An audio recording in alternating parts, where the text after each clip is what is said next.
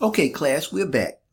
Integumentary system video 2, and we're looking at the epidermis, the top layer. Okay, the epidermis is what we're going to call a keratinized stratified squamous. Now mind you, in the histology chapter 4, we talked about stratified squamous. But I want to draw your attention to the keratinized. That means these particular cells have keratin, that waterproofing stuff. Okay. The cells of the epidermis are the keratinocytes. Those are the ones that have the keratin. They are the ones that are most abundant. The melanocytes, about 10 to 25% of cells are called melanocytes, produce the pigment melanin. That's the skin coloring. I'm going to draw your attention to, and we'll talk about it again, that this percentage does not depend on race. So the darker skinned populations do not have any more melanocytes than the lighter skinned populations.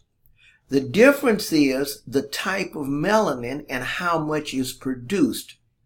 The type of melanin and how much is produced. So there's no difference among races in the amount of melanocytes. Now, we also have, remember we said that the integumentary has an immune function. We have these cells we're going to call dendritic cells. Dendritic means with fingers, projections. And these would be macrophages that help.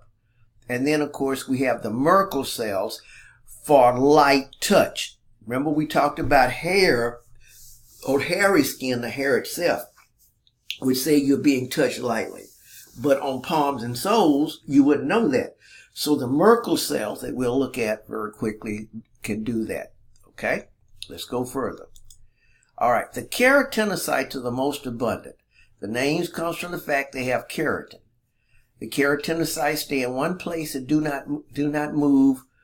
It will stop, undergo changes. Okay? So if the keratinocyte stays in one position and do not move up, it will still undergo its changes. I'm going to show you what I mean. If the keratinocytes stay in one position and do not move up, and I'll show you, it has to do with maturation time. I'm going to come back to this. The purpose of keratin is to waterproof so we don't lose considerable amounts of fluid. Mature keratin is composed of two things, the intermediate filament keratin and another substance called keratohyalin. I analogize this in class as this. Think about, let's say that you had some thread,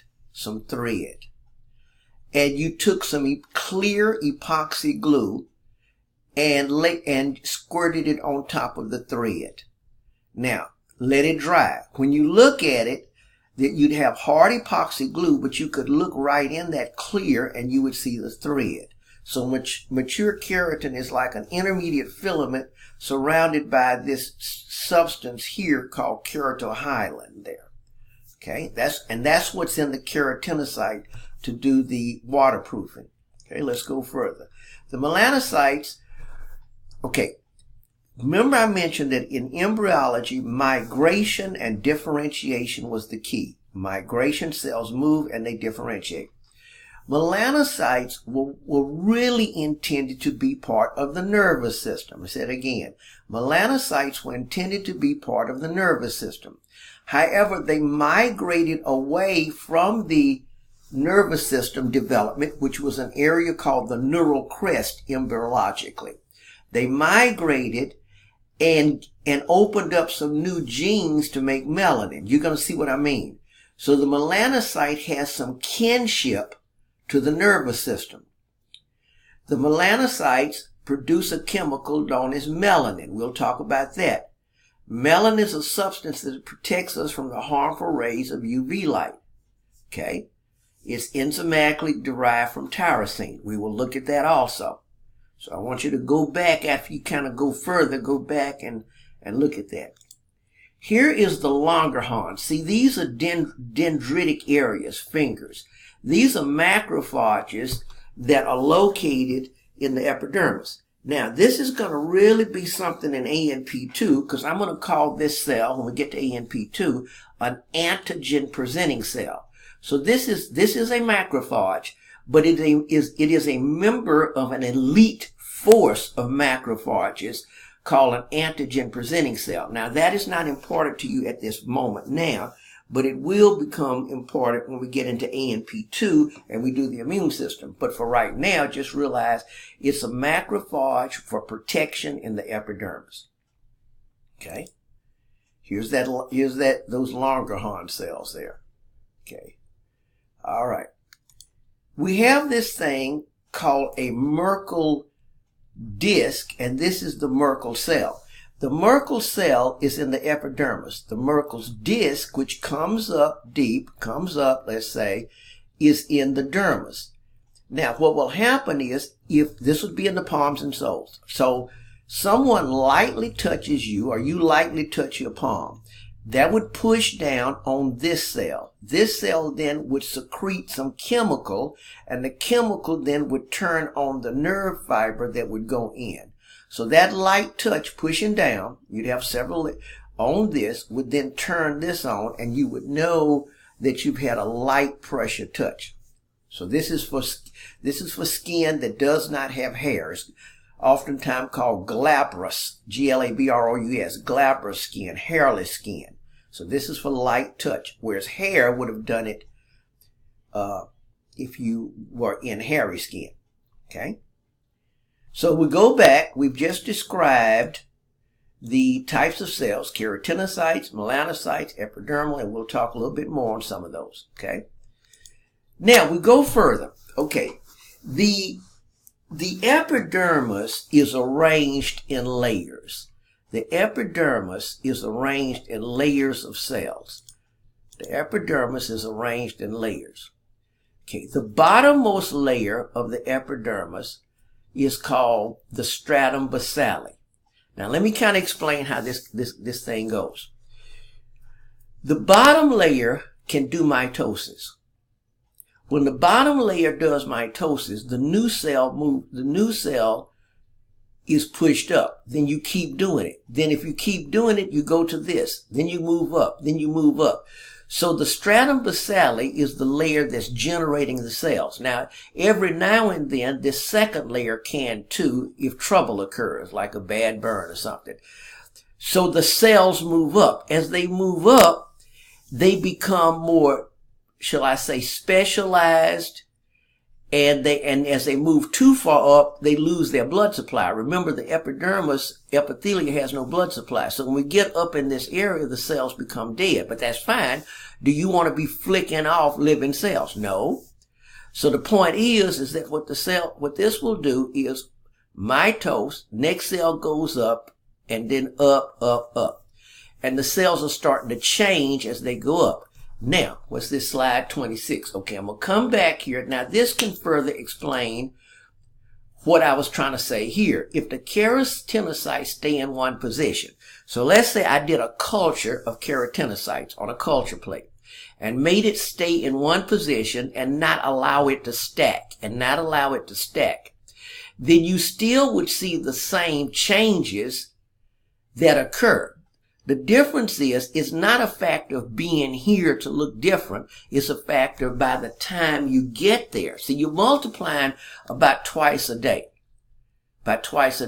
So these cells would mature through the same changes, even if they was just sitting still. It's just the fact, if you're mitosing, by the time you get here, you've done your changes. Not the fact that you're there, but it's the time that by the time you got there. And that's what I was saying about this right here, if you can kind of understand what I'm saying. It's a maturation factor based on time and not on location. Okay. So we go further. So the stratum basale is the bottom layer. Then we get to what we call the stratum spinosum, which looks like spines. It's also in a moment going to be called the prickle cell layer. Then we get to the stratum granulosum. Remember, a granule is a stained vesicle. So it is here that you start producing a lot of granules. Then we get to the lucidum. Now the stratum lucidum, let me just put it here, only in thick skin. Only in thick skin. You say, what is thick skin? Palm and soles. What is thick skin? Palm and soles. Let's do that. Palm and soles. Okay, and we'll see that again. So that's what you have there. Okay, That's the stratum lucidum. Okay. Then we have the next one is the stratum corneum. The stratum corneum. And that's the very top. That's the cornified, crusty layer. So stratum lucidum, not in every area, only in palms and soles. Okay, you'll see that later. So I'm going to erase that, get that out of the way. Okay. And so there we are. All right. So these are the layers. Stratum basale, spinosum, granulosum, stratum lucidum, stratum corneum. Okay, let's go further.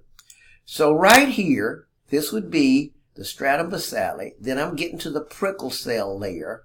Then I'm moving up to the granulosum, see the little dots, granules, and so forth. And then the lucidum. And then this is the stratum corneum.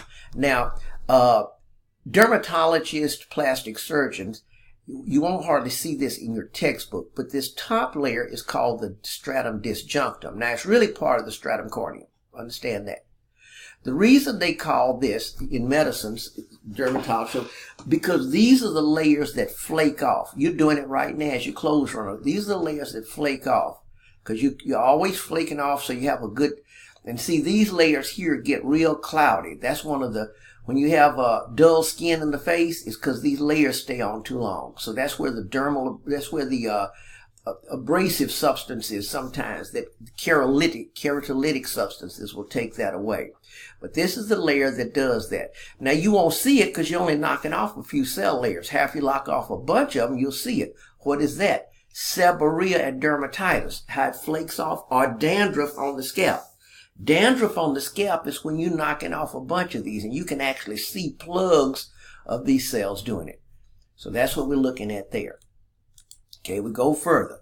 So stratum basale, spinosum, granulosum, corneum. See, this can't be thick skin, palms and soles, because you don't see the lucidum. You don't see the lucidum. Okay, down here's the dermis. All right, so we go further here. We go further.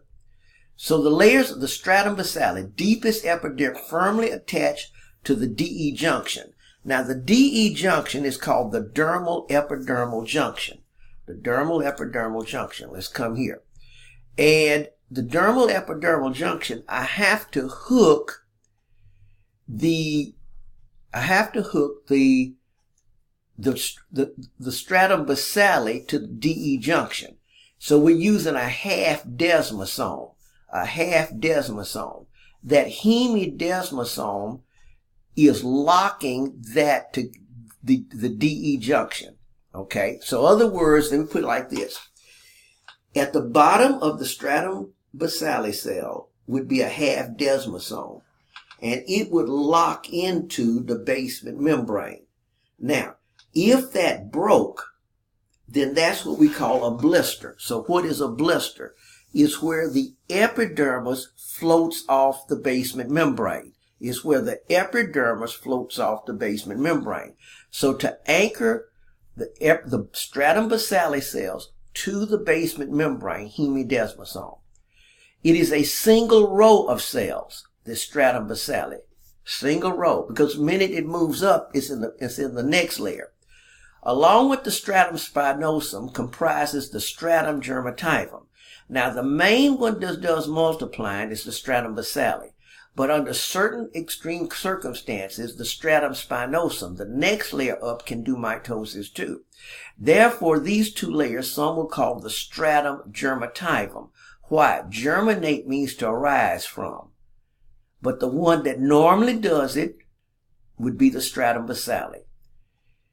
Journey from basal layer to the top is about, so in other words, going from the basal layer all the way to the top takes about 25 to 45 days, considering the mitosis rate that occurs under usual circumstances. Okay? All right. So we now have right here at the stratum basale. I'm going to close this here, and I'm going to start again with the still with the epidermis for a while.